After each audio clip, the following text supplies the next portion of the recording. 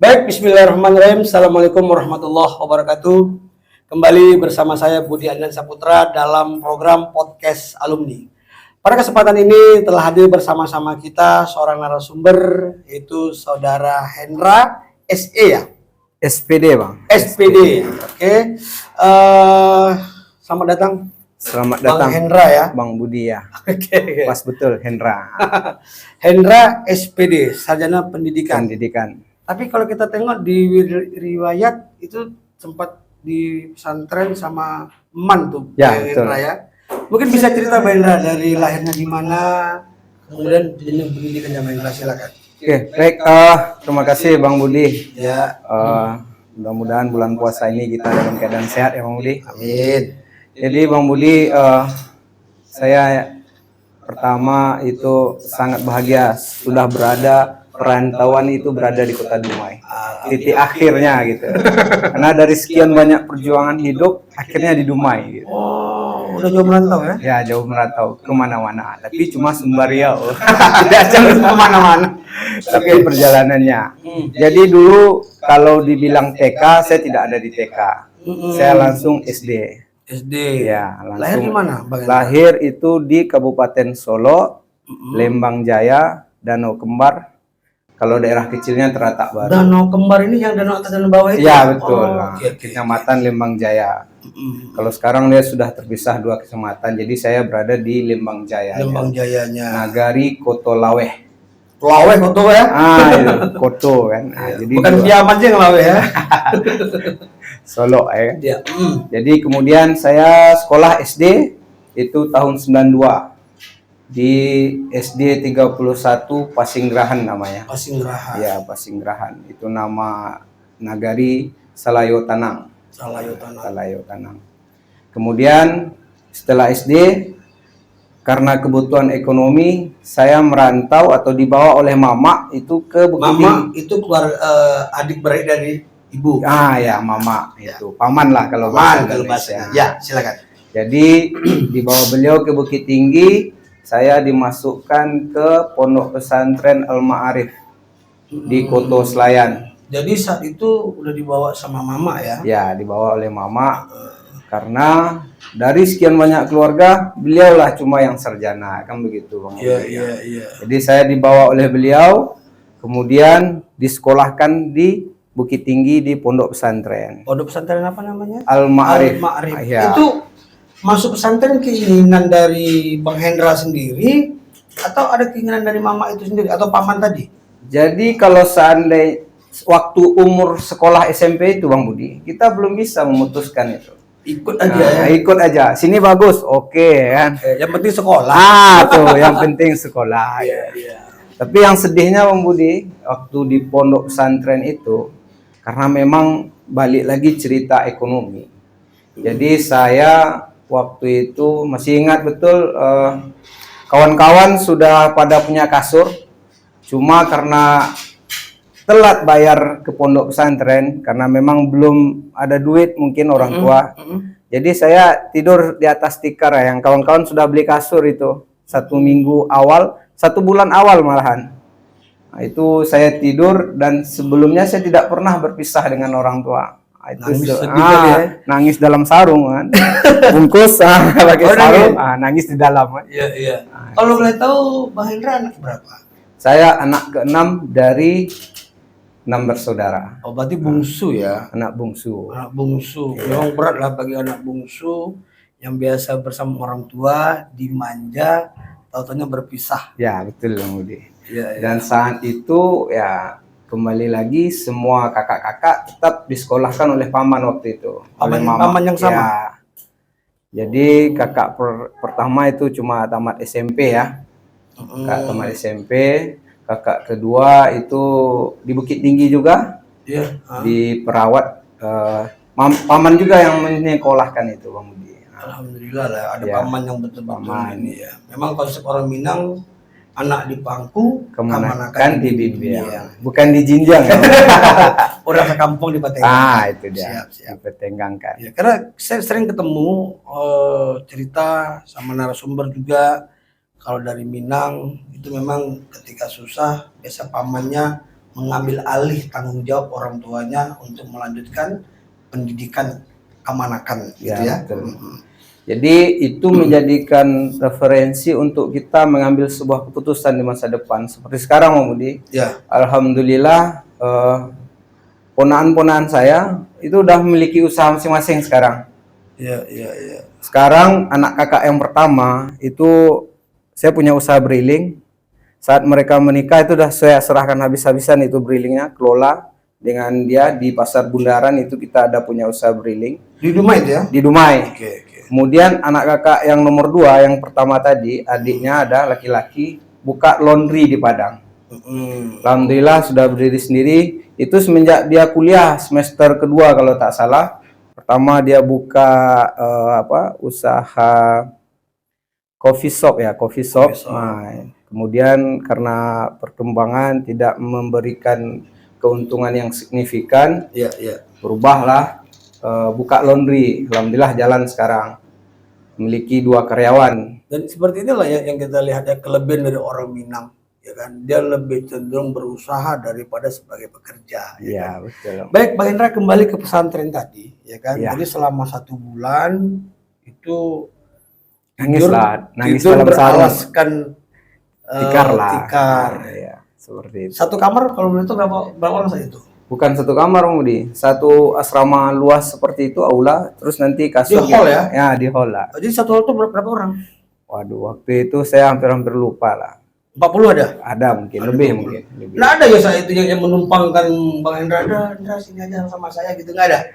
Kita karena Baru anak kenal. kampung baru ke kota juga kali ya. Bahasa aja waktu itu masih bahasa kampung, pakai bahasa Kurai Bukit Tinggi itu kita diejek juga. Oh, dia agak beda dialeknya ya. Dialeknya beda.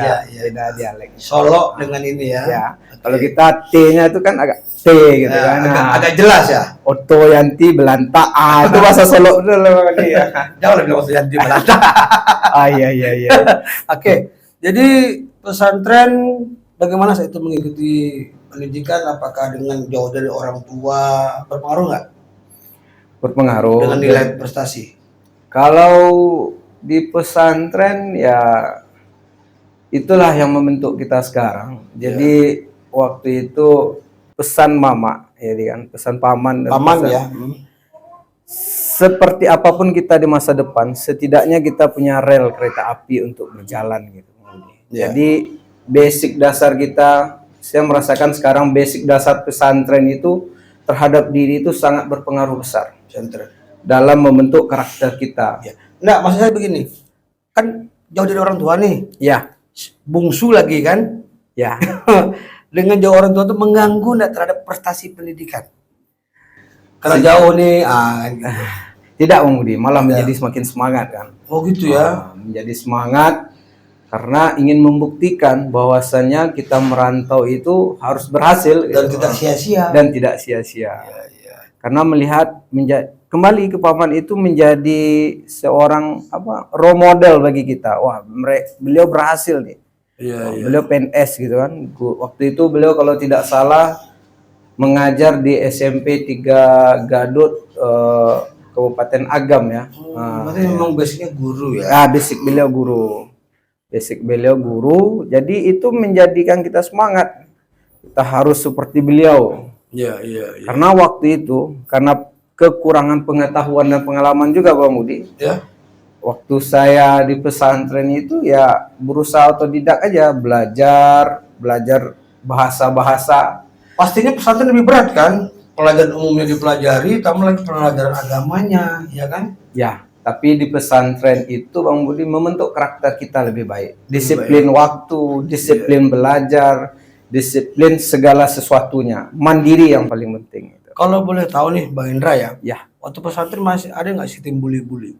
Wah. Karena mohon maaf nih, pesantren sekarang kan ada seperti itu kan? Jadi mungkin itu karena kita belum terbiasa saja dengan sosialisasi sekitar. Jadi mungkin kalau saat itu tidak ada. Kita merasa saat Bang Indra nggak ada ya? Nggak ada. Ini nggak ada yang ditutupin ya? Tidak. Pesantren itu menjadikan kita lebih bagus. Itu yang paling penting. Iya. Nah, karena mungkin didikannya oke. Kadang-kadang kan anak-anak yang di dalam yang sebaya terus ada yang merasa senioritas, Ya, kan betul. itu kalian yang merusak citra ya kan. Zaman Mbak Hendra nggak ada ya? Nggak ada. Malah itu banyak yang membantu kita. Kadang kan orang tua jauh itu dari Ya. Solo gitu kan. Untuk pergi ke Bukit Tinggi aja waktu itu kalau tak salah naik Tanjung Jaya ya. Tanjung Jaya. Masih ingat ya? Nah, masih ingat gitu. Karena itu aja selama 6 tahun bolak-balik Bukit Tinggi Solo. Oh, 6 tahun. Pesantren maksudnya? Pesantren 3 tahun Oh, tambah oke. Pesantren 3 tahun. ya pesantren Selesai 3 tahun. pesantren, Masuk ke MAN model 1 Bukit Tinggi. MAN model 1 Bukit Tinggi. Apa maksud MAN model ini? Ada nama modelnya? Ya, waktu itu menjadi MAN negeri percontohan. Oh, saya jadi- kira anak MAN ini anak model-model semua. Iya, model percontohan untuk madrasah-madrasah lainnya Iya, gitu. iya, madrasah aliyah Ya, negeri ya. ya. Model Terus- 1. Ya, model 1 Bukit Tinggi. Itu waktu saya itu MAN model 1, MAN model negeri 1 Bukit Tinggi. MAN model negeri Ya, 1. gitu. Ya MAN kan udah negeri, Pak. Iya. Madrasah aliyah negeri. Ah, iya, betul. Iya. Oke, jadi selama di MAN nggak ada lagi nangis-nangis kan? Oh, tidak ada. Iya. Itu udah jauh berubah. Ketika dari pesantren ke MAN sempat pulang ya? Enggak ada. Langsung Bukit Tinggi aja Nggak, sama. maksudnya nggak ada pulang jumpa orang tua? Oh, ada waktu kan? libur lah, waktu Waktu libur libur, ada, waktu iya. libur ada. Cuma memang waktu itu sedikit Bang Budi kembali ke pesantren. Boleh? Jadi saat kita tamat, saya punya keinginan waktu itu menjadi seorang yang aktif di organisasi. Oh. Tekad itu muncul. Kenapa?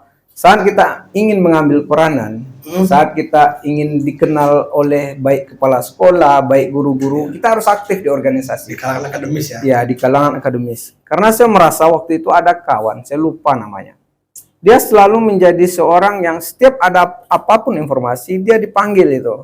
Kalau tak salah namanya Rio ya. Rio. Kalau tak salah ini, saya pun dah lupa itu. Iya, iya. Dipanggil. Dia selalu menjadi tekad. Kok bisa dia seperti itu? Nah, jadi saat Ada itu apa-apa dia dipanggil ya? ada apa-apa dia dipanggil. Iya. Maka saya jadi timbul sebuah keinginan di dalam hati waktu itu, saya harus aktif di organisasi. Gitu. Iya. Karena salah satu kita bisa dikenal dan bisa aktif di berbagai macam kegiatan di organisasi. Biar bisa seperti Rio lah ya. Nah, biar bisa seperti Rio Yang saat positifnya, itu. Yang ya. positifnya. Itu menjadikan kita acuan untuk bertindak untuk kedepannya. Waktu saat di pesantren kemarin. Terus begitu di MAN, Waktu di MAN, sebelum di MAN saya daftar 2 ini. Saya daftar di MAN Kota Baru 1 sama di MAN Gulai Bancah, MAN model 1 Bukit Tinggi itu. boleh baca. Saya keinginan besarnya waktu itu di MAN Kota Baru. Kenapa? Karena setiap saya lewat, cuma standarnya lewat aja nih Bang Budi. Setiap saya pulang kampung kan lewat depan Ya, itu Bang. lewat. Ini kayaknya sekolah ini bagus nih, Ya. karena gedungnya tinggi. Yang gitu. sebelah kanan ya kalau Ya, tinggi ya. kalau dari Bukit Tinggi kita sebelah kanan. Ya. Terus ada lapangan basket di dalam. Oh, keren lah ya. Keren lah gitu kan, Ah, mikirnya seperti itu. Tapi Allah berkehendak, saya lulus di MAN model 1 Bukit Tinggi. Nah, semenjak itu setelah lulus Di MAN. di MAN, langsung saya jadi kalau tak salah saya jadi ketua kelas itu. Mulailah. Nah, mulailah di situ. Mulailah organisasinya Organisasinya dimasukin. Kemudian Dosis aktif. di OSIS aktif, pernah nyalon jadi ketua OSIS, kalah gitu kan. Guru cuma milih 1 kan. Karena waktu itu siswa milih, guru milih. Oh, gitu. Saya masih ingat tuh. Mungkin karena gaya saya selengean waktu itu kan gitu kan. Sampai sekarang juga seperti itu kan. Aduh, semua jadi ketua Ya, OSIS ya. jadi Jadi ketua ketua OSIS. kelas 2, ketua kelas juga. Oh, saya lupa kelas 2. Tapi saya ketua PMR, Palang Merah Remaja, ya. Ketua bengkel, pelatihan bengkel di sekolah itu MAN model itu kan punya 3 pelatihan, menjahit, memasak, dan bengkel. Jadi Nah, reparasi kendaraan apa. Itu ketua Bang di Hendra situ. ketua yang mana? Yang memasak? Oh enggak, Yang mana? yang bengkel, Bengkel. nah, pelatihan Bengkel bengkel. apa aja itu Bang Hendra?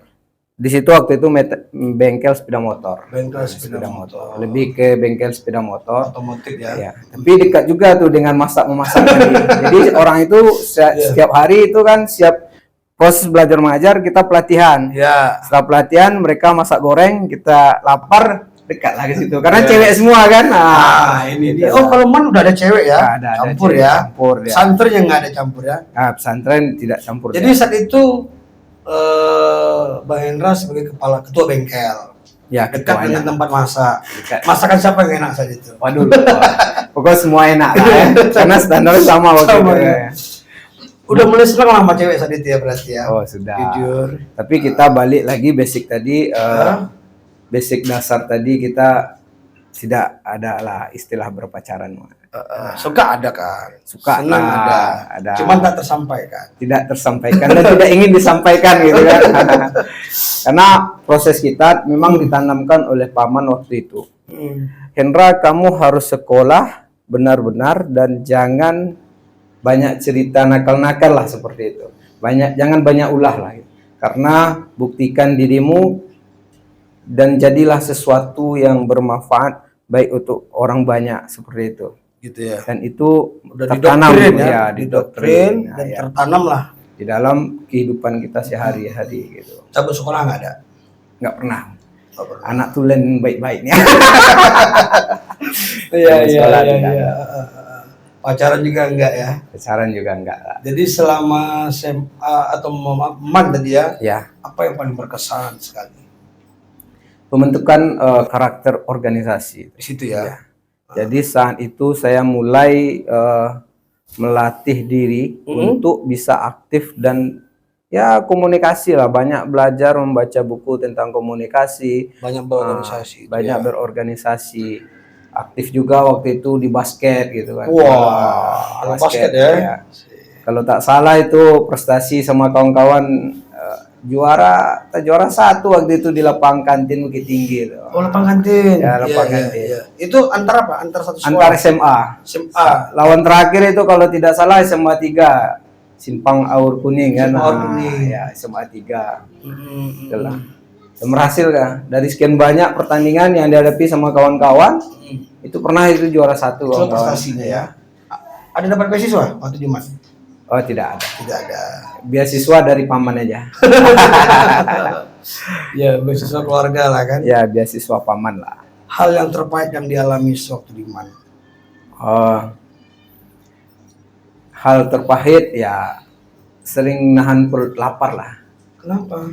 Karena waktu itu paman sering ngasih duit cuma 20.000 Bang Budi. Satu hari? Bukan, satu hari mantap kali Bang Budi. 1 minggu Bang Budi. 20.000. Iya. Waktu di Man itu asrama? Enggak, kita ngekos. Ya. Oh, ngekos. Ngekos. Kalau uang kos sudah dijatah. Itu Ya. untuk biaya hidup kita. Disitulah makan, Nah, di situ situ transport. makan, situ transport, kita jalan aja. Iya, Dari iya, kos iya. jalan. Pokoknya pandai-pandai lah kita memanage 20.000 tadi ya. Ya, manage. Ya 20.000 cukup lah. Artinya dia sudah memberikan ilmu-ilmu ekonomi nih. Ya betul. Iya kan? Mungkin saya salut juga dengan paman ini. Ya. Kenapa begitu? Saat saya sekolah, itu beliau memiliki 4 orang anak yang aktif di sekolah. Tiga. Yang bersamaan dengan Yang bersamaan dengan Hendra saya saat di itu sekolah. ya. Ya. Sedangkan beliau cuma guru biasa atau cuma kalau tak salah wakil sekolah cuma. Wakil kepala sekolah. Wakil kepala sekolah. Dan itu Artinya rezeki untuk anak-anak ada aja ya, lah dari dia kan. tapi saya juga nggak tahu bagaimana beliau memanage itu dan alhamdulillah Selesai semuanya. selesai semuanya. Anak-anak beliau pun selesai. Artinya dalam kehidupan Bang Hendra saat ini itu banyak campur tangan beliau ya. Ya, sejauh itu. Banyak campur tangan Karena beliau. kalau kita lihat artinya beliau mengarahkan, beliau memberikan sebuah pembelajaran, beliau memberikan kesempatan untuk belajar, ya kan? Karena dia kayak struktur Bang Budi. Jadi saya tidak mau menapik juga. Paman pernah cerita dulu beliau bisa sarjana itu sangat besar juga peranan dari bapak saya gitu kan, sama ibu gitu kan. Ya artinya bolak-balik lah ya. Bolak-balik. Ya, Jadi pesan kalau di mama saya yang sangat beliau pernah ceritakan ke saya, paman saya itu. Nama beliau Dahrul Asri SPD. Nah, Dahrul Asri SPD. Mudah-mudahan beliau sehat. Sekarang beliau sudah pensiun. Alhamdulillah. Nah, udah Mudah-mudahan pensiun. beliau bisa melihat ya. Ya, bisa melihat Mudah-mudahan kita. nanti ini Kita share ke beliau. ya itu dia, ya. Jadi dulu pernah beliau bercerita. Waktu itu beliau kuliah. Ya. Jadi ada tetangga. Kalau dulu di kampung itu kan belum ada listrik, Bang Budi. Ya. Jadi ada tetangga datang ke rumah bercerita dengan bapak kan. Jadi tetangga itu bilang begini, dalam bahasa Minang ya Pak Mundi. Ya.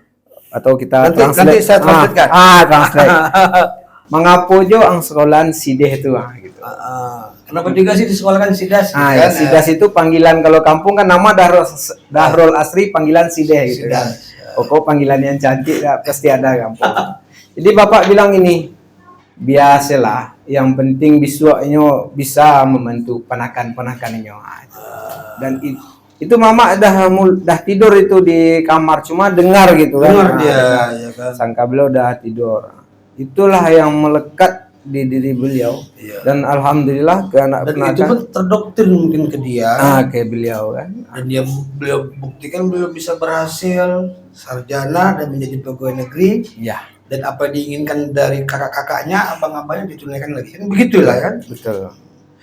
Jadi itulah mungkin ya, demand, menahan lapar apa semua gitu kan. Tapi bagaimanapun itu bagian daripada hidup yang menjadi kenangan ya hari ini. Sampai waktu itu saya masih ingat. Ternyata itu masih beruntung Pak. Masih beruntung. Kadang ada orang habis sekolah harus kerja asongan gitu ya. Waktu itu sebetulnya cuma pandai-pandai lah waktu itu. Pandai-pandai. Memang alhamdulillah 20.000 itu cukup lah Bang. Cuma memang tutup timpa aja. Kalau kata Roma Irama, gali lubang tutup. Itu dah. Pesan nasi goreng kalau tidak salah itu di kedai Ibu Des. Mudah-mudahan beliau sehat selalu. Amin. Ibu Des. Jadi habis lanjut kuliah. Kalau boleh tahu kuliah gimana proses bisa kuliah? Apakah masih dibiayai oleh mama tadi atau paman tadi? Ya, itu peranan berdua lah, orang tua dan mama ya. Iya. Jadi saat itu beliau cuma ngasih arahan.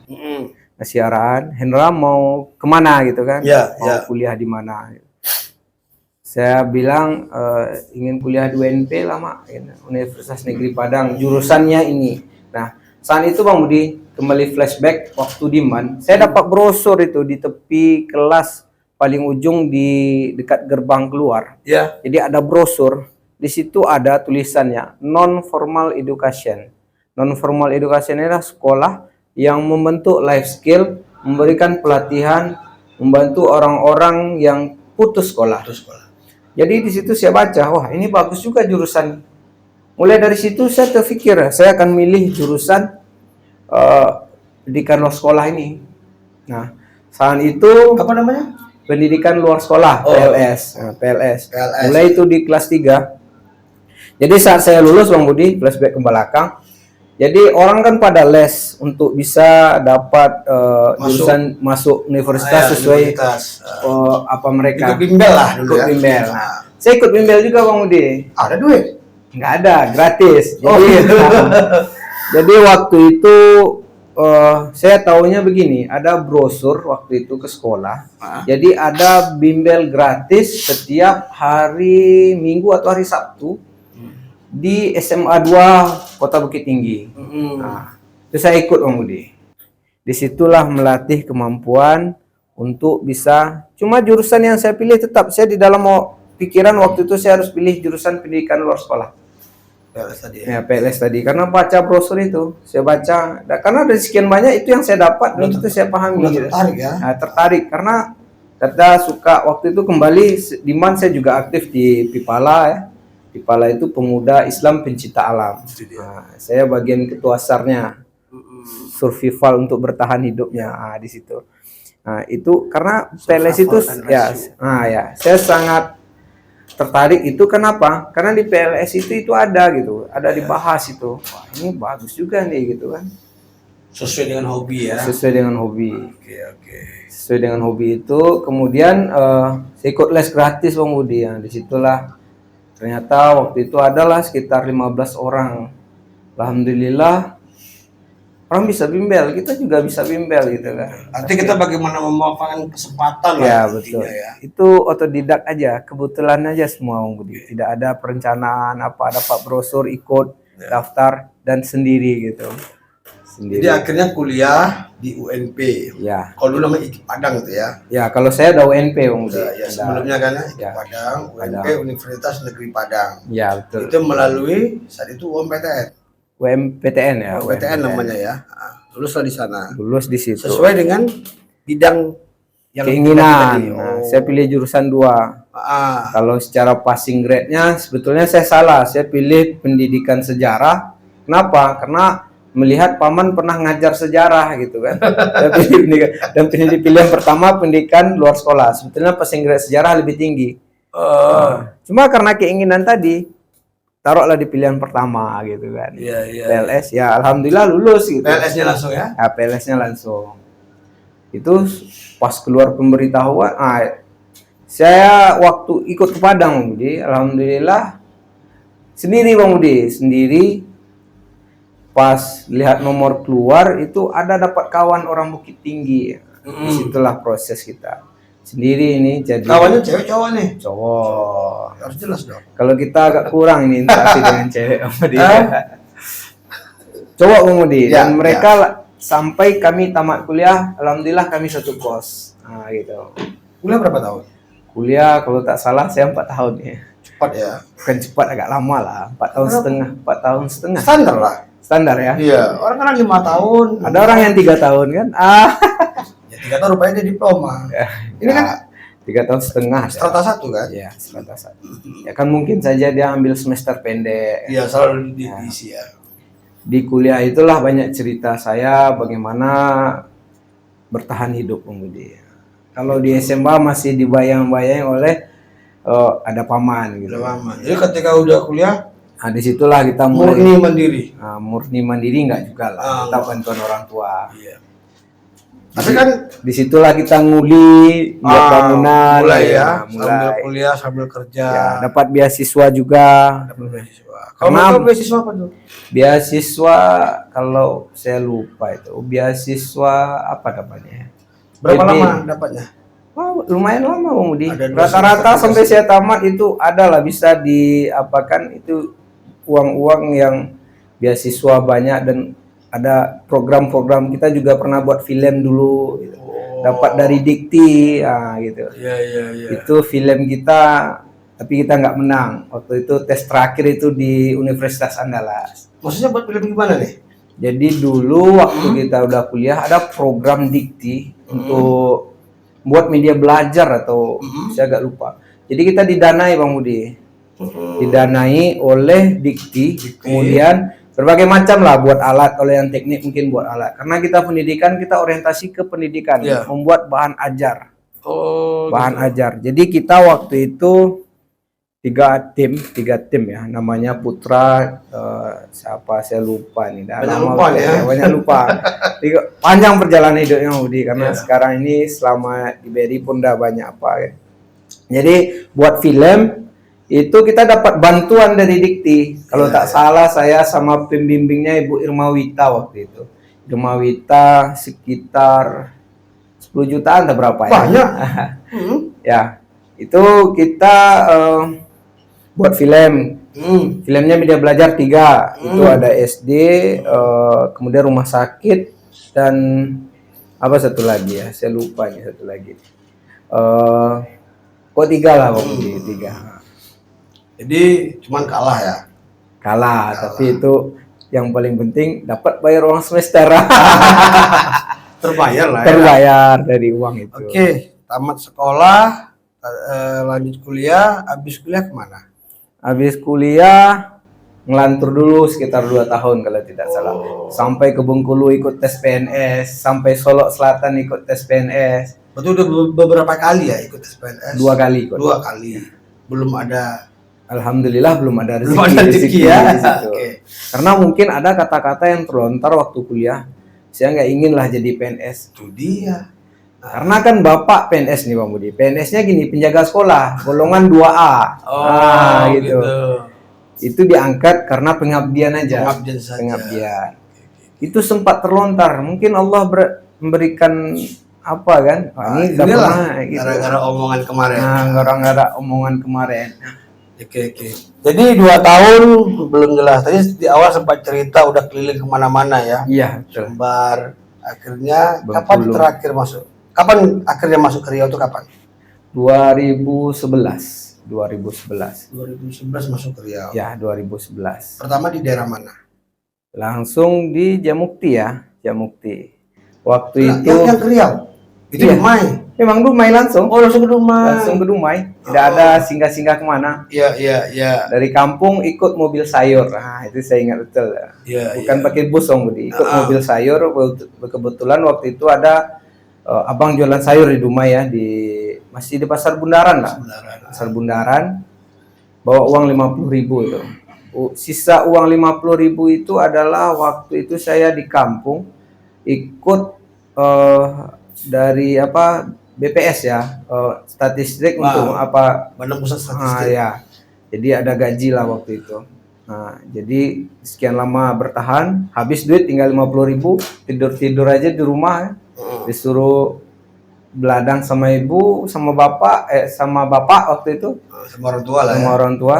Waktu itu ibu sudah tak ada. 2009 kita wisuda, ibu sudah tidak ada. 2009 Iya. waktu sudah, Ya, ibu sudah nggak ada. waktu lagi. sudah ibu nggak ada ya. 2009 Alhamdulillah. 10 ya. Baik, tahan dulu. Kita akan break sejenak. Baik, kembali bersama kami dalam podcast alumni, dan tentu saja masih bersama narasumber kita Hendra SPD. SPD ya. Ya, oke. Jadi di Dumai tahun 2011. 2011. Saat itu ikut mobil sayur ya. Ya, ke Dumai. Kemudian kerja di mana nih kerjanya? Kerja di pasar lah Bang. Oh, memang kalau orang Minang itu pasar dulu yang dicarinya ya. Karena itu Tempat berkumpul. kita ikut abang lah waktu Iya. itu. Karena itulah salah satu peluang waktu itu yang paling cepat dan bisa memberikan solusi untuk kehidupan gitu kan. Nah, Iya. jadi waktu itu abang kan sudah punya usaha banyak ya. Dia Ini abang kandung ya, ya. abang kandung, agen lah di Pasar Bundaran. Agen. Agen. Agen sayur. Agen sayur. Jadi setelah itu kita ngutip tiap pagi tuh Bang Budi, kita mengontrol mobil datang dan ngutip sayur.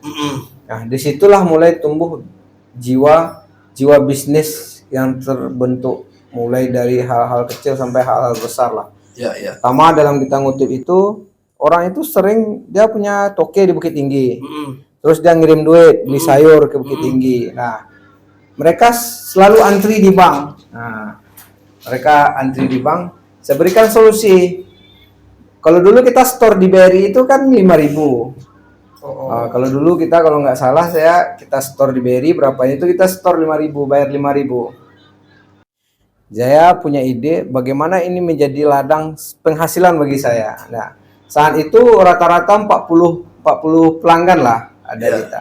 Jadi mereka 40 kali 5 itu berapa itu duitnya? 200.000. 200.000. Berarti saya waktu itu sudah ada berpenghasilan 200.000 satu hari. Per hari ya. Caranya bagaimana? Jadi saya satu hari mungkin saja saya bisa berdiri 1 jam di ATM. Jadi semua yang setor uang ke Bukit Tinggi, saya masukkan ke rekening saya. Nanti saya setor via ATM. Via ATM kan cuma 500 per transaksi. Jadi saya dapat 4.900. 4.500. 4.500, 4.500 lah. Nah, itulah kali 10 orang yang nitip satu hari atau 20 orang atau 30 orang gitu. Iya. Disitulah saya setor ke rekening, saya pergi ke ATM, mungkin gara-gara itu juga nih maka gratis setor di BRI sekarang kan. Karena menipiskan keuntungan BRI saya waktu itu. Dari situ juga lah peluang saya, karena prospek pasar itu untuk perbankan sangat bagus. Karena saya waktu itu memiliki orang yang kenal 40 dan saya juga waktu itu mulai usaha jualan bawang goreng, Bang Budi. Bawang goreng, kentang, waktu itu ada kentang dari Thailand. Nah, saat itu saya ambil motor Jupiter, Yamaha Jupiter ya, kita sebut mereknya. Saya pakai keranjang, saya encer lah itu. Karena tugas saya cuma 1 jam atau 2 jam udah selesai waktu itu. Ngutip uang sayur selesai 1 jam. Jadi ngapain lagi satu hari itu? Saya beli bawang goreng. Nah, kebetulan tetap pakai nama abang waktu itu. Saya yang ngencer pergi ke pasar Pulau Payung, pasar Senggol. pasar Dok. Nah, saya incar itu. Saya ambil lah keuntungan 10.000 per kilo atau melihat suasana pasar lah waktu itu. Iya. Nah, seperti itulah bertahan hidup sampailah motor ini lunas gitu kan.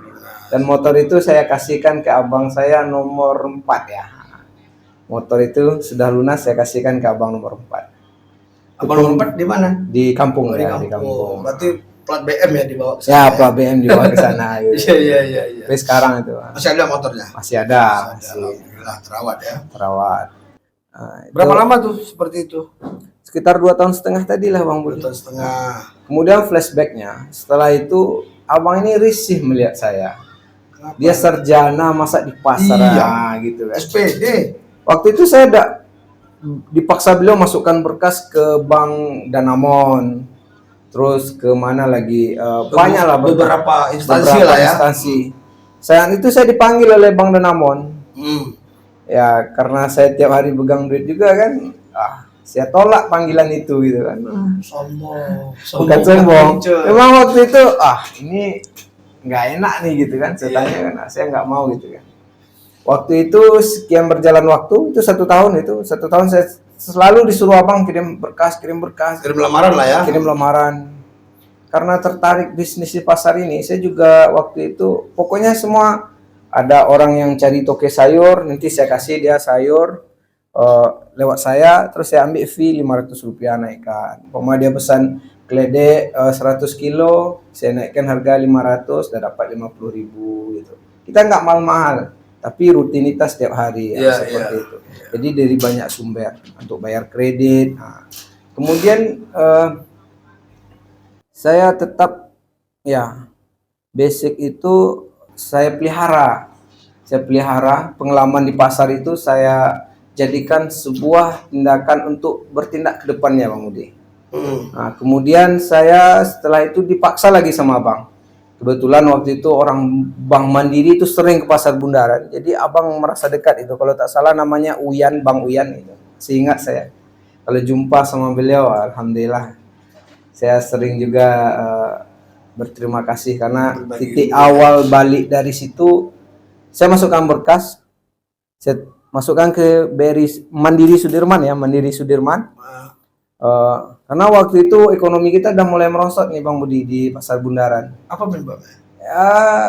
Ya kan namanya atau memang ekonominya lagi apalah, mungkin banyak hal yang menyebabkan itu. Jadi abang tetap bersikukuh kamu harus kerja gitu kan. Masa sarjana terbuang-buang itu.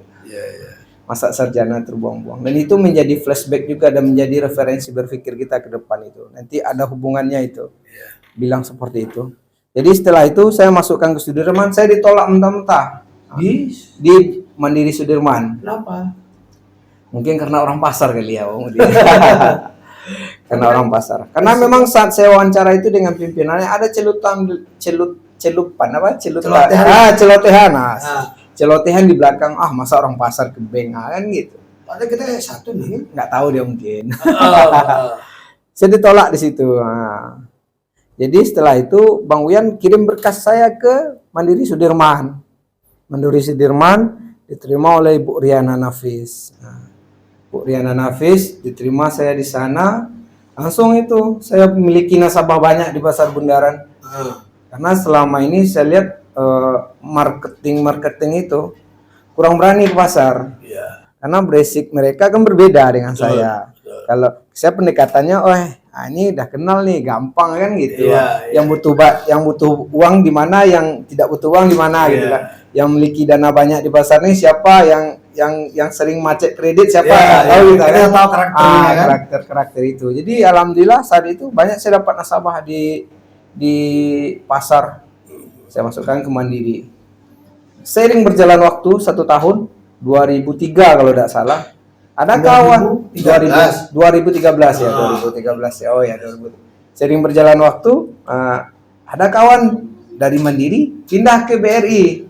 Lulus dia jadi IT. Itu namanya Bang Putra itu. Sekarang bertugas di Bengkalis. Masih BRI dia. Masih BRI. Dan dialah yang ngantar berkas saya untuk masuk BRI gitu. Jadi saat itu saya dalam bertugas di Mandiri, saya ikut tes di BRI. Oke. Nah, ikut tes karena saya masih kontrak itu di Mandiri Bang Budi. Iya. Motor sendiri, minyak sendiri. Ya gajinya pas lah. Nah, Namanya juga mandiri ya, kan.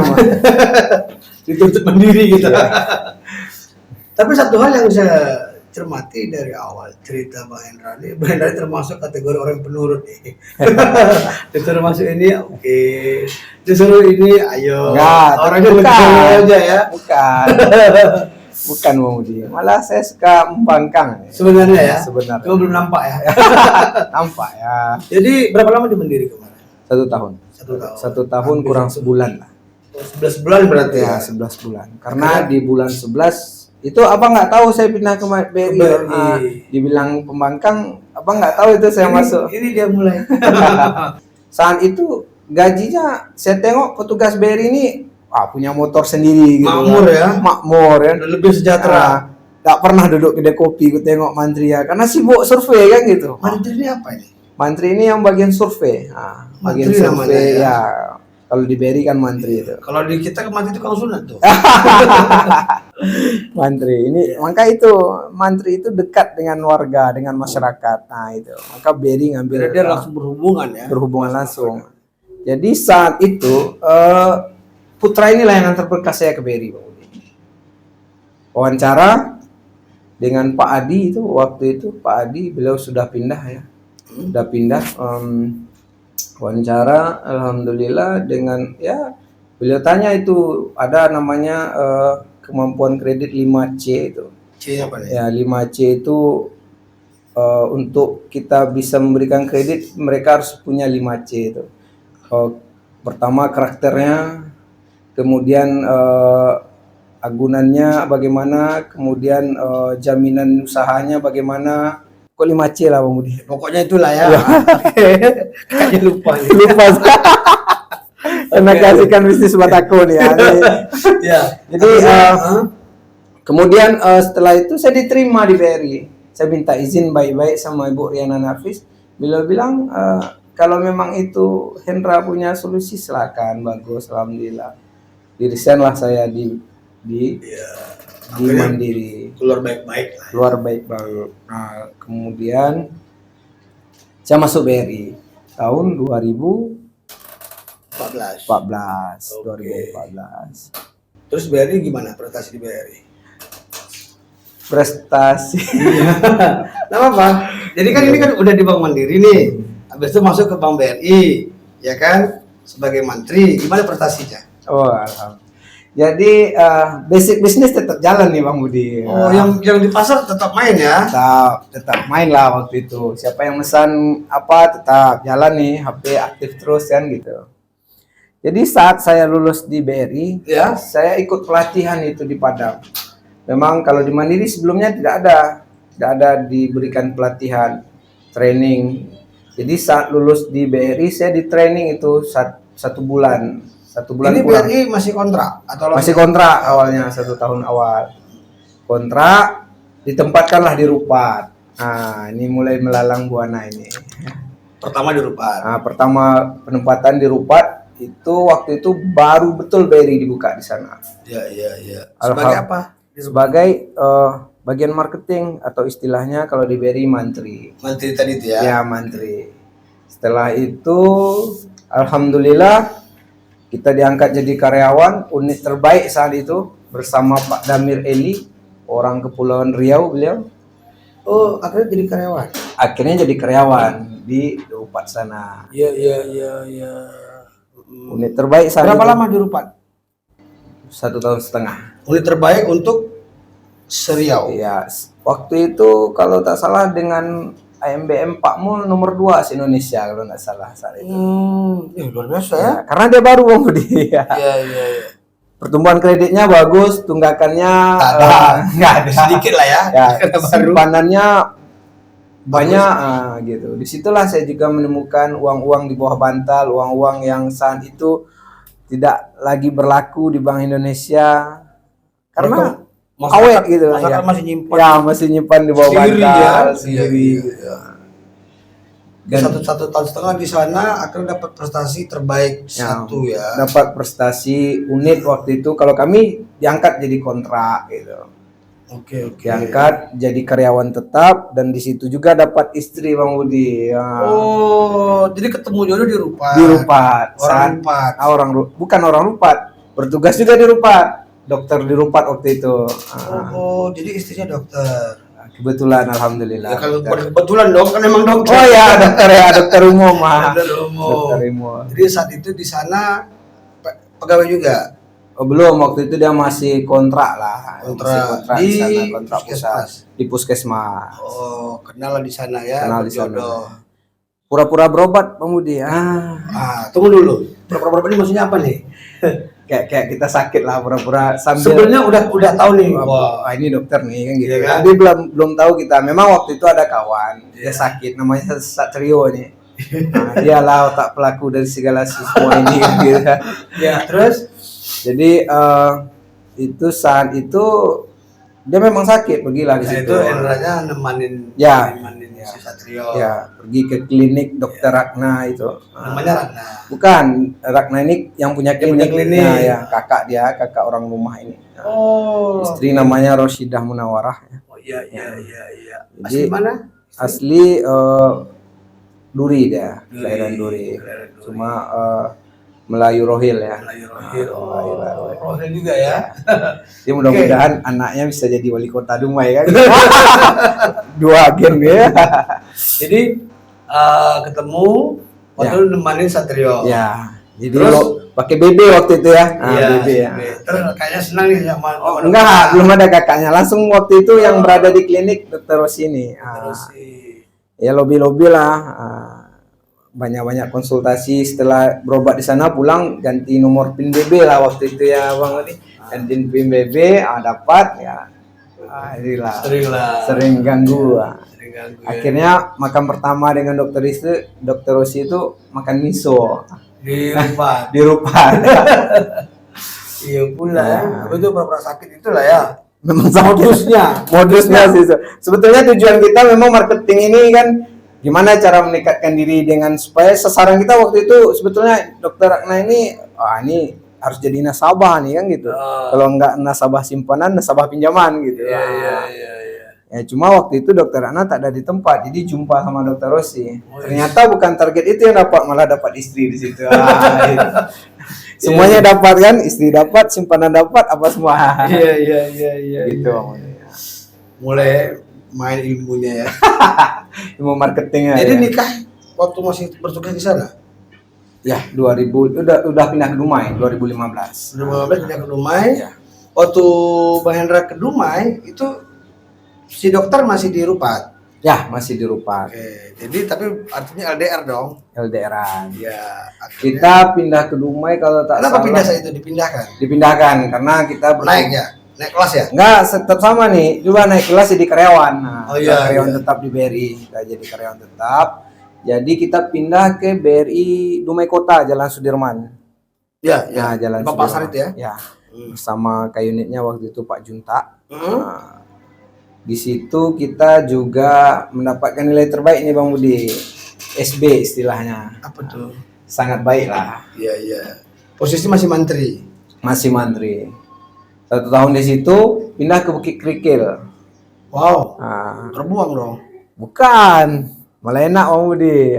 Kita dekat dengan masyarakat. Karena jiwa kita nih bukan jiwa kota nih, jiwa kita nih masih ada jiwa kampung ya. Jiwa Rupat tadi. Jiwa betul. Rupat dekat dengan masyarakat. Gitu, jiwa Rupat tadi.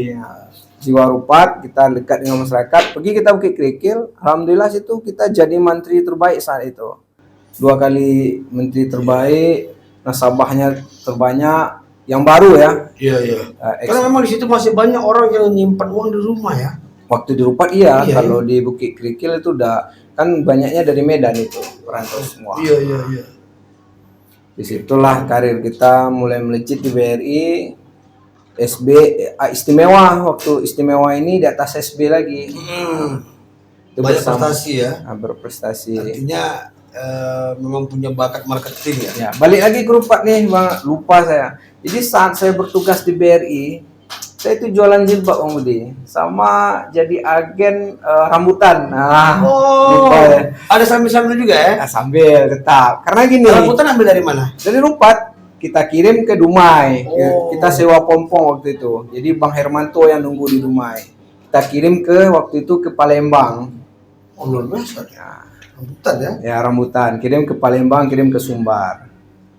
Satu pompong. Satu pompong waktu itu. Kalau tak salah sekitar 7 ton lah kalau tidak salah waktu itu. Wow. Itu saya nyari lewat jadi mantri itu. Iya, kayak namanya kita berhubungan dengan masyarakat, Ya. ketemu lah ya.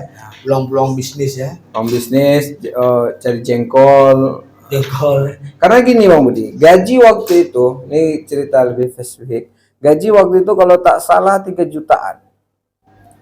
Kita bolak-balik setiap hari, bolak-balik itu biaya spek aja 150.000. Oh, saat itu Ya, naik Bang spek. Indra tinggalnya tetap di Dumai. Tinggal Dumai. Kita ngekos juga di Rupa. Cuma kan kita setiap minggu pengen balik ke Dumai. Iya. Pengen Sebelum kenal Bu Dokter nih ya. Nah, sebelum kenal Bu Dokter. Begitu dia kenal Bu Dokter.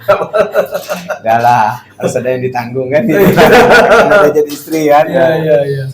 Seperti itu. Jadi kita untuk menutupi biaya operasional ongkos itu timbullah ide jualan jilbab. Ini basic di pasar juga nih saya bawa karena waktu itu ada kawan di pasar Bundaran itu dia jualan jilbab di Jalan Baru, Bang Ipul. Nah, saya titip, siap istrinya belanja Bukit Tinggi, saya titip belanja 2 juta. Nah, yang 2 juta itu saya bawa ke Rupat. Bukan saya yang jualan Bang Budi. Ada lagi. Jadi triknya memanfaatkan ibu-ibu ketua-ketua wirid di Rupat. Jadi gini, pokoknya Bang ini jilbab harga 15.000. Saya taruh sama ibu-ibu tuh 20. Enceran di sini kan saya tanya berapa enceran? 30, 40. Saya taruh sama ibu-ibu tuh 20, serah ibu lah jual berapa. Saya kasih waktu 1 bulan gitu. Nanti 1 bulan dia store habis mau Bang Budi. Disitulah mulai ya. Jadi sempat saat itu saya ingin nyewa ruko di situ untuk mau buat apotek nih Bang Budi. Karena berpikir nih waktu itu udah dekat juga dengan Bu Dokter, ini bagus nih peluang apotek nih kayak gitu. Karena waktu itu belum ada. Cuma karena kita terikat kontrak kerja, saat itu saya dipindahkan itu gagal semua. Nah, jadi itu. Mungkin terbaca nih sama orang BRI ini. Wah, ini anak udah banyak bisnisnya. Ya kan bisa nggak concern nih kan? Mungkin juga. Saat itu kita sudah mulai merintis juga di Dumai dengan abang untuk buka batako. Hermanto Batako. Ya, Hermanto Batako. Kita udah mulai rintis, itu abang buka waktu itu atas namanya itu saya yang ngasih itu. Apa nama usahanya nih? Karena orang mau buat bon kan gitu. Hermanto Batako aja. Karena memang ide awalnya semuanya itu dari Bang Hermanto ini, Bang Budi. Karena beliau di Dumai, saya di Rupat. Nah, jadi kita berkolaborasi lah berdua untuk memulai usaha Batako ini. Iya. Setelah itu saya pindah ke Dumai. Itu udah dekat dengan Bu Dokter itu. Saat saya pindah ke Dumai, di Dumai Kota, bulan 9 ya, bulan 9 saya nikah. Tahun 2015. 2015 bulan 9. Saya itu orang mau pilkada itu ya. Ya. Nikahnya di Bagan Setiapi. Oh, Bagan Setiapi di rumah mertua ya. Oke. Jadi setelah sekian lama melalang di BRI, ya kan, akhirnya memutuskan resign. Ya. Jadi apa motivasi resign saat itu? Sehingga yakin mengambil langkah resign. Jadi resign kita itu Bang Budi setelah kita di Bukit Kapur, kita jadi menteri terbaik, disuruh ikut tes ke unit, saya dipindah pas ikut tes, alhamdulillah lulus Bang Budi. Sebagai kepala unit. Sebagai kepala unit di Teluk Kuantan. Sampai di Teluk Kuantan. Ya, Teluk Kuantan selama 2 tahun. 2 tahun. 2 tahun. Saat itu udah menikah. Sudah. Istri kebetulan alhamdulillah juga pindah ke Duri. Batin Solapan. Ya. Jadi setiap minggu saya bolak-balik dari Teluk Kuantan ke Duri, Dumai gitu. Sampai Duri lah waktu itu yang paling sering. Dumai rumah tinggal aja itu. Iya. Sejak itu perjuangan itu mulai merasa berat bekerja, mulai doktrin pesantren dulu kembali itu terngiang-ngiang. Nah, ini dia. Begitu udah sulit, udah terasa berat, baru ingat doktrin. Waktu enak-enaknya doktrin nggak ingat. Nggak ingat, lupa ya. Iya kan? Karena perjalanan itu kayak kurva deh. Kayak kurva dia Nah, ketika ada di bawah, kurva bawah, ingat tuh. turun ke bawah, ada aduh ini ya kan. Ya. Akhirnya tahun berapa memutuskan diri untuk betul-betul resign dari perbankan? Saya berhenti dari bank itu bulan Agustus 2020. Bulan Agustus 2020, 20 TMT-nya ya. Agustus 2020 udah Covid ya? Udah pas Covid itu ya. Covidnya ya. Ya, betul. Dan saat itu Hermanto Batako udah berdiri dong. Udah berjalan. Itu abang yang megang waktu itu. Kakak perempuan. Ini flashback kembali ke belakang sedikit. Saat saya di Dumai Kota Sebagai masih kalau bangun di kota ya? Ya, kita ada dapat kasus Bang Budi. Jadi kan kita ada bisnis bawang ya, bawang merah. Jadi kebetulan abang waktu itu, jadi kita bawa sayur dari Bukit Tinggi ke Dumai. Terus dari Dumai ke Bukit Tinggi atau ke Payakumbuh kita bawa bawang merah. Nah, bawang merah. Jadi saat itu kita ada kasus ya, maksudnya kena bea cukai ini bawang. Kena bea cukai. Berarti ilegal ya? Ya. Bilang ilegal ya ilegal. Ya memang ilegal lah. Kamu kan tangkap bea cukai. Ya. Terus ilegal saat itu. Berarti bawang Malaysia ya? Ya, bawang Malaysia, bawang Pakistan. Saat itu alhamdulillah untungnya luar biasa Bang Budi.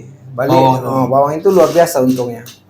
Jadi saat itu abang nggak bisa lagi meneruskan usaha Batako ini. Jadi saya waktu itu masih di Dumai Kota ini. Masih di Dumai Kota sebelum Bukit Kerikil. Jadi abang nggak bisa lagi di Dumai karena berbagai hal lah ya. Ada beberapa hal. Maka dia untuk menenangkan diri dulu karena bisnis betul-betul down semuanya. Usaha sayur, supir pun kita waktu itu ada kemalangan, supir meninggal ya. Supir sayur tabrakan di Kandis. Meninggal dua supir kita waktu itu, supir sayur. Mobil tertangkap. Bawang, ya Allah membolak-balikkan hati tadi, Allah membolak-balikkan rezeki, semuanya don habis gitu. Kecuali waktu itu Batako lah yang masih ada gitu. Jadi abang menenangkan diri dulu ke kampung. Semua bisnis saya yang ngambil alih waktu itu, yang handle baik Batako, terus usaha-usaha kecil lainnya kayak kita bagi sayur di pasar masih tetap jalan waktu itu. Sambil itu utang kita tuh banyak waktu itu Bang Budi, utang mulai dari kecil, utang bank apa semua. Dari situlah, maka saat itu ya kita bayar itu, maka usaha ini makin hari kok makin apa gitu kan, makin susah gitu kan, makin turun gitu kan. Dan lagi kan setiap ada karyawan, setiap sebentar ada konflik karena kemampuan kita nggak sanggup bayar gaji itu saat itu di Batako itu kan. Jadi abang balik kampung, mulai ambil alih nih, saya ambil alih, saya masih di bank, saya undanglah kakak dari kampung, karena kebetulan waktu itu suaminya meninggal, anak masih kuliah, yang tadi buka usaha tadi ya, briling sama fotokopi laundry ya. Jadi saya tarik ke Dumai, suruh kelola Batako di bawah pengawasan saya. Alhamdulillah masih berjalan di tempat saat saya di BRI, masih jalan di tempat, karyawan ya 2 atau 3 orang lah untuk produksi, gajian kadang nggak cukup, pakailah uang gajian dari BRI untuk nutup itu kan, selalu seperti itu. Akhir-akhir kan kita dengan orang rumah, ini kayak mana nih Batako kok makin hari apa aja nih malah nyedot ya, malah nyedot gitu kan, malah nyedot gitu kan. Jadi ya itu salah satu juga penyebab kita resign gitu. Akhirnya resign, tapi memang saat itu kita ingin menghindari betul yang ya namanya riba juga. Demi itu semua lah. Demi itu semua. Kalau kita bilang betul ya sekarang masih ada pinjaman gitu kan. Tapi salah satunya setidaknya kita menjauhi itulah. Ya. Akhirnya fokus di Batako. Jadi 2020 udah fokus di Batako. Dan sekarang di mana Batakonya? Batakonya berada di Jalan Arifin Ahmad, Bukit Batrem. Ya. Arifin Ahmad, Bukit Batrem. Ya. Berarti masih di seputaran Bundaran ya? Ya, Pasar Bundaran. Sudah ada berapa orang karyawan sekarang? Kalau sekarang ada sekitar 15 karyawan. Alhamdulillah. Udah ini ya, artinya ketika udah konsentrasi mulai bangkit lagi. Ya, mulai. Jadi waktu itu saya berhenti Bang Budi 2020. Saya ingat kata-kata paman tadi, kita flashback balik ke belakang. Kalau ingin punya usaha itu, kita harus memanfaatkan orang-orang sekitar kita. Jadi bisnis kita itu saat itu adalah memilih orang-orang dekat tetangga yang nggak punya pekerjaan, kita rekrut mereka. Ya. Tapi yang memiliki memiliki kemampuan di situ. Jadi saya 2020 sampai 2021 saya tidak fokus ke produksi, malah saya fokus ke marketing. Iya. Luar biasa lah ya. 2021 baru mulai. 1 tahun saya fokus di marketing. Mul BRI-nya lah saya gunakan. Kalau boleh tahu nih, ini kan Batako banyak ya. Ya, betul. Kenapa sih orang harus memilih Hermanto Batako? Apakah mungkin campurannya atau apanya gitu? Jadi alhamdulillah Bang Budi, kalau di rating Google-nya kita sekarang rating 5 bintang nih. Iya. Oh. Hermanto Batako adalah salah satu bisnis Batako yang paling banyak dikunjungi oleh orang-orang. Iya. Untuk mencari ya, umpamanya kayak roster, Batako, angin-angin, itu adalah Hermanto Batako yang paling banyak dikunjungi. Iya. Menjadi referensi orang ya. Menjadi Ketika orang referensi. mau mencari apa, Hermanto Batako Ya, yang betul. segala searchingnya ya. Iya. Kalau kita jalan di Pasar Bundaran, terus kita lihat Dumai Kota Idaman yang itu kan ada tuh paving di bawahnya. Iya. Nah, itu produksi Hermanto Batako itu. Yang ada warna merah kuningnya gitu. Oke. Jadi maksud saya tuh begini, apa yang membuat Hermanto Batako ini lebih unggul daripada Batako lain? Jadi, Apakah harganya atau apa? kalau harga kita tetap, bahkan bisa kita bilang harga kita lebih mahal dari yang lain. Ya. Oke. Kenapa begitu kan? Kita mengutamakan kualitas tadi. Kalau kita ingin membangun rumah, jangan kita berorientasi ke harga yang murah. Berorientasilah ke produk yang bagus. Nah, itu dia. Iya. Mutu ya. Mutu ya.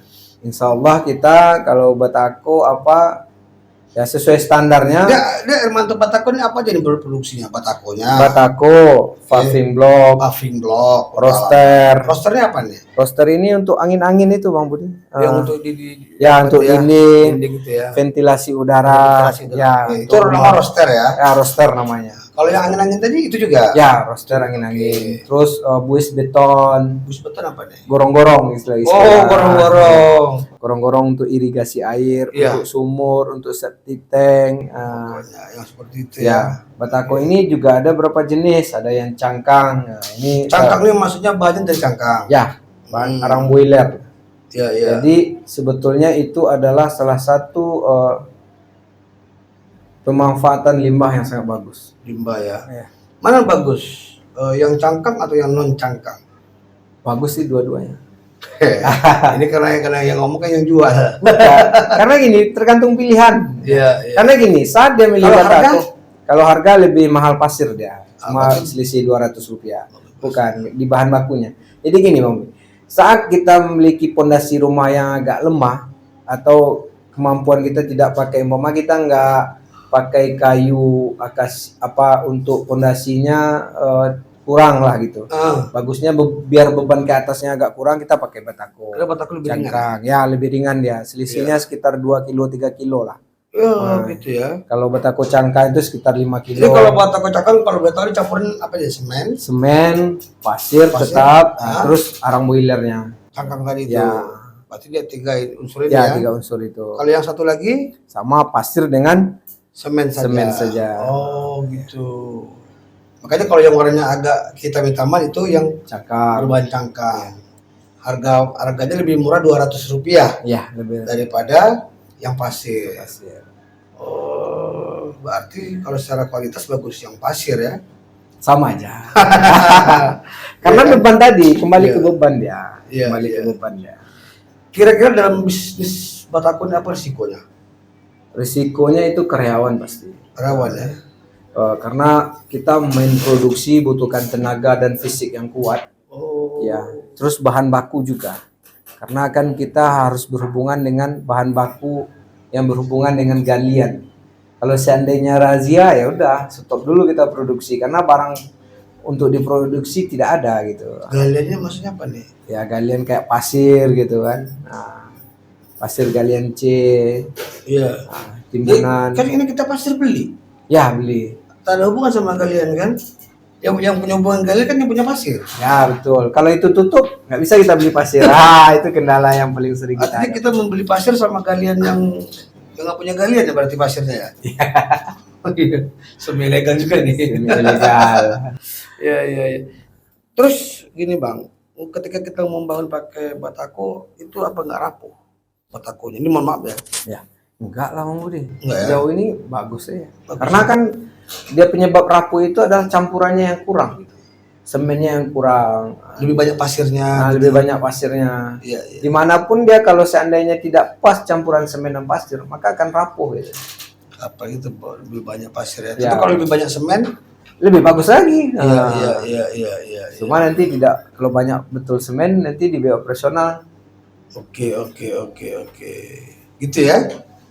Oke lah, paling tidak pada hari ini Bang Hendra dari seorang karyawan bank yang juga sebelumnya pedagang sayur dan hari ini telah menjadi seorang pengusaha entrepreneur kan gitu kan. Lebih enjoy mana? Lebih enjoy entrepreneur. Karena kita yang ngatur waktu ya. Kita kan ngatur waktu Semakin terus banyak. bermanfaat untuk orang banyak. Oke. Pasti. Baik, sebelum kita tutup, barangkali ada mungkin sebuah cerita yang belum terceritakan atau mungkin ada cita-cita yang belum tersampaikan. Masih ada cita-cita lain, keinginan lain? Ya, kalau keinginan lain saya ingin membuat sebuah grup perusahaan ya. Grup ya? Ya, grup perusahaan. Jadi di situ kita bisa semakin banyak membantu orang lain, orang lain. Bagaimana kalau buka usaha kebun rambutan? Wah, bagus juga. Saya punya lahan. Bagus. Semuanya bagus. Iya, Yang penting iya. dikelola dengan baik. Ya. Yang penting manajemennya transparan. Yang di apa masih usaha Mahendra kan? Ya, Usaha bukan. Di Rupat. Kita bagai marketing aja. Nah, resortnya itu yang punya kakak ipar. Ownernya Dokter Ratna Dokter Ratna tadi. Ya, Dokter Ratna dan Dokter Yudi. Posisi resort di mana? Di Rupat Utara. Rupat Utara. Shafa Resort. Safari Shop. Ya, cari aja di Google tuh. Itu posisinya di daerah mana itu? Teluru. Teluru. Ya. Oke. Jadi Safari Shopnya gimana konsepnya nih? Homestay atau apa? homestay untuk keluarga yang ingin menikmati suasana pantai. Suasana pantai karena pas di penginapan itu kita punya gazebo atau apa? Gazebo ya. Gazebo untuk bisa menikmati makanan di atas laut. Menikmati makanan atas laut. Iya. Berarti gazebo-nya Di atas pantai. agak menjorok ke laut. Ya, agak menjorok ke laut. Gitu.